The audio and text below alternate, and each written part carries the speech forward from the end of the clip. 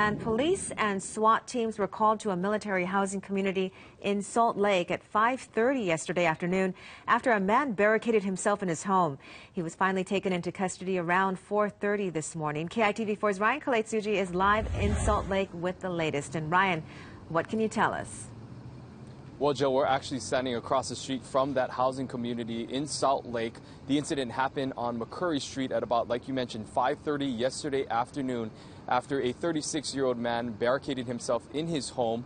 The police were reported or were called to the scene after the man's wife called police and notified that her husband was suicidal.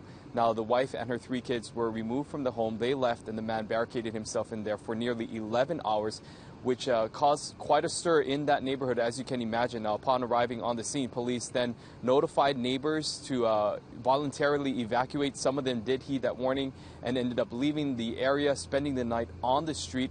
We caught up with a couple of families who actually spent the night sleeping in their cars. There were children sleeping in cars as they waited out this barricade situation. Now, for the most of the time, things remained relatively calm as police and negotiators tried to talk to, again, this 36-year-old man who was in the Navy. And then things got a little bit heated at just before 4 o'clock when the SWAT team made a move. There were SWAT team officials reportedly on the roofs of the house of this duplex complex where this man was locked up.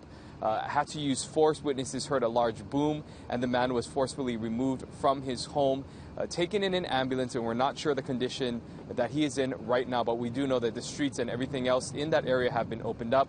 Neighbors returned to their homes just before 5 o'clock this morning, and again, there were no hostages during this standoff, but rather just a man who had barricaded himself in his home. We'll continue to follow this story throughout the day. You can catch updates on KITV.com, and then tune in this afternoon at 5, 6, and 10 for the latest on this barricade situation here in Salt Lake.